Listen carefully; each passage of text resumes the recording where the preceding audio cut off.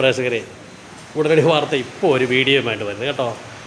ഈ വീഡിയോ വരാനുള്ള കാരണം വേറൊന്നുമല്ല, എൻ്റെ ഇപ്പോഴൊരു ശ്രദ്ധയിൽ എൻ്റെ ഉടനടി വാർത്തയുടെ വാട്സപ്പ് ചാനലിൽ ഒരു വാർത്ത വരികയുണ്ടായി. കാരണം ബാങ്കിൻ്റെ അവലോകന യോഗം എവിടെ നടക്കുന്നു? കളക്ട്രേറ്റ് നടക്കുന്നു. MP-യുടെ സാന്നിധ്യത്തിലാണ് നടക്കുന്നത്.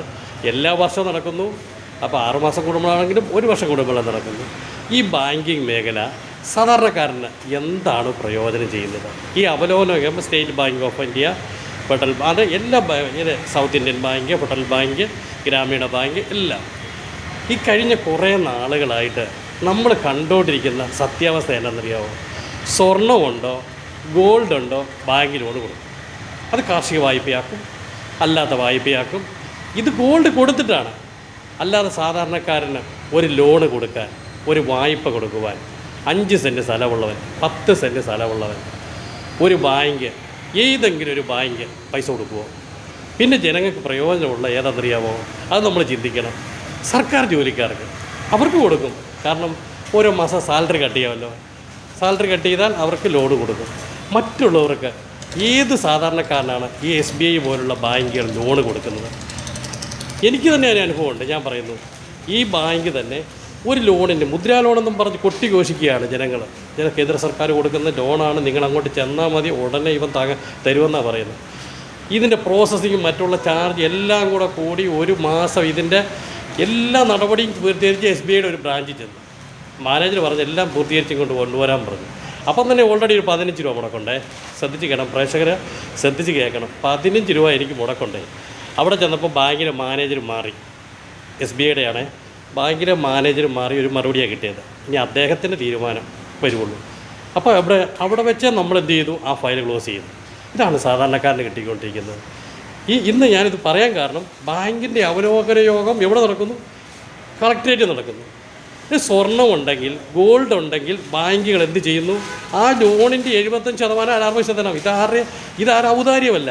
ഇത് അവൻ കഷ്ടപ്പെട്ടുണ്ടാക്കുന്ന പൈസ കൊണ്ടാണ് സ്വർണം വാങ്ങുന്നത്. ഈ സ്വർണം ബാങ്കിൽ കൊണ്ടുവെക്കുമ്പോൾ സാധാരണ നിങ്ങൾക്ക് ലോണ് ഇത്ര ശതമാനം ഞാൻ തരാം, എന്നിട്ട് ഓരോ മാസം അതിൻ്റെ പലിശ കുറവാണേ. ഇന്ന ബാങ്ക് പലിശ കുറവ്, ഫെഡറൽ ബാങ്ക് പറയും, ഗ്രാമീണ ബാങ്ക് പറയും. ഇതാണ് നമ്മുടെ നാട്ടിലെ നീതി. അല്ലാതെ ഈ അവലോകന യോഗം കൊണ്ട് സാധാരണക്കാരന് യാതൊരു നേട്ടമില്ല. സാധാരണക്കാരന് 10 സെൻറ്റ് സ്ഥലമുള്ളവനോ 15 സെൻറ്റ് സ്ഥലമുള്ളവനോ 20 സെൻറ്റ് സ്ഥലമുള്ളവനോ ഏത് ബാങ്കിൽ ലോൺ കൊടുക്കുന്നു? അയ്യോ, നിങ്ങൾ ഈ വീഡിയോ കാണുന്നവർ നിങ്ങൾ പറയണം, കമൻറ്റ് ചെയ്യണം ഏത് ബാങ്ക്. അതുപോലെ തന്നെ ഏറ്റവും മാരകമായിട്ടുള്ളൊരു വിഷമാണ് ഈ സിവിൽ സ്കോർ എന്ന് പറയുന്നത്. നമുക്കറിയാം, ഈ സിവിൽ സ്കോർ ഏറ്റവും കൂടുതൽ ബാധിക്കുന്നത് സാധാരണക്കാരനെ ബാധിക്കുന്നുണ്ട്. കാരണം ഒരു ലോൺ എടുത്ത് അവൻ സെറ്റിൽമെൻറ്റ് ചെയ്താൽ പോലും ഈ സിവിൽ സ്കോർ കിടക്കുക 650, 500, 500. ഫസ്റ്റിനെ നോക്കുമ്പോൾ ആധാർ കാർഡ് അങ്ങോട്ട് ലിങ്ക് ചെയ്ത് കഴിഞ്ഞിട്ട് ആധാർ കാർഡ് നോക്കിക്കഴിയുമ്പോൾ മനുഷ്യന് കിട്ടുന്നൊരു ഇതെന്നറിയോ, ഒരു മറുപടി, നിങ്ങളുടെ സിവിൽ സ്കോർ 650 ഉള്ളൂ, കിട്ടത്തില്ല കേട്ടോ.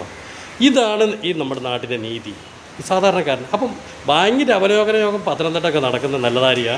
അതൊരു 10-25% പേർക്ക്, അതായത് സാമ്പത്തികമുള്ളവർക്കും വൻ സാമ്പത്തിക ഉള്ളവർക്കും വൻ ബിസിനസ്സുകാർക്കും വേണ്ടിയാണ് ഇവിടുത്തെ ബാങ്കുകൾ പ്രവർത്തിക്കുന്നത്. അല്ല സാധാരണക്കാരന് വേണ്ടിയല്ല. ഇവനൊരു 10,000 രൂപ ഏതെങ്കിലും ഒരു സർവീസ് സഹകരണ ബാങ്ക് ലോൺ എടുത്താൽ ആ 10,000 രൂപയ്ക്ക് 40,000 രൂപ അടച്ചാൽ പോലും പലിശ തീരത്തില്ല. അതേ കണ്ടീഷനാണ് നമ്മുടെ നാട്. പിന്നെ ഇതിനിടയ്ക്ക് ഏതെങ്കിലും ഭരണസമിതി തട്ടിക്കൊണ്ട് പോയാൽ അതും അവന് കിടപ്പാണ്. എന്നാൽ ഈ സാധാരണക്കാരന് ഏറ്റവും കൂടുതൽ ലോൺ കൊടുക്കുന്ന സഹകരണ ബാങ്കുകളാണ്. ഈ സഹകരണ ബാങ്കുകളിലെ ഗതിയാണ് ഞാൻ ഈ പറയുന്നത്. കഴിഞ്ഞ കാലങ്ങളിൽ, കഴിഞ്ഞ 5-10 വർഷമായിട്ട് നമ്മൾ ജനങ്ങൾ കണ്ടുകൊണ്ടിരിക്കുക. എന്നറിയാമോ, എത്ര ബാങ്കുകളാണ് സഹകരണ മേഖല കൂട്ടിക്കൊണ്ടിരിക്കുന്നത്. അതിനൊരു നടപടി ഉണ്ടായിട്ടില്ല കേട്ടോ, നടപടി ഉണ്ടാകത്തുമില്ല. ഏതെങ്കിലും രീതിയിൽ 5 സെൻറ്റ് സ്ഥലം മേടിക്കാമെന്ന് ഓർത്ത് അവൻ ഏതെങ്കിലും രീതിയിൽ പൈസ ഉണ്ടാക്കി ഇവനെ ഏറ്റവും സുരക്ഷിതമെന്നും പറഞ്ഞ് അവിടെ ഭരണസമിതിയുടെ സ്വാധീനത്തിൽ നിങ്ങൾ ഇങ്ങോട്ട് ഇട്ടുമെന്നും പറഞ്ഞ് അവിടെ കൊണ്ട് കൊടുക്കും. അവിടെ കൊണ്ട് കിട്ടിയത് എന്നറിയാമോ, 6 മാസം കഴിയും, 1 വർഷം കഴിയും, കുറച്ച് പലിശയൊക്കെ കിട്ടും. കുറച്ചാൾ കഴിയുമ്പോൾ എന്നറിയാമോ, ഭരണസമിതി ഈ പൈസ വെട്ടിച്ചു, ഭരണസമിതി പൈസ കൊണ്ടുപോയി, പൈസ ഇല്ല, ബാങ്കിലില്ല. ഇതാണ് നമ്മുടെ നാട്ടിലെ നീതി. അല്ലാതെ ബാങ്കിൻ്റെ അവലോകന യോഗം കൊണ്ടോ ബാങ്കിൻ്റെ വായ്പ കൊണ്ടോ സാധാരണക്കാരന് യാതൊരു പ്രയോജനവും കേരളത്തിൽ കിട്ടാറുമില്ല. ഇതുപോലെ തന്നെയാണ് മറ്റു സംസ്ഥാനങ്ങളിലും ഈ ഉടനടി വാർത്ത വിശ്വസിക്കുന്നത് കേട്ടോ. അതാണ് ഈ വീഡിയോയിലേക്ക് ഞാൻ വന്നത്. അപ്പം സാധാരണക്കാരന് യാതൊരു പ്രയോജനവും ബാങ്കോ ബാങ്കിൻ്റെ മേഖല കൊണ്ടോ പ്രയോജനമില്ല. ബാങ്ക് പ്രവർത്തിക്കുന്നത് സർക്കാർ ജോലിക്കാർക്കും വമ്പന്മാർക്കും വൻ ബിസിനസ്സുകാർക്കും വേണ്ടിയാണ് ബാങ്ക് പ്രവർത്തിക്കുന്നത്. അത്തരം കാര്യങ്ങൾ നമ്മൾ ചിന്തിക്കുക. അടുത്തൊരു വീഡിയോ കാണുന്നത്. നന്ദി, നമസ്കാരം. Okay, thank you.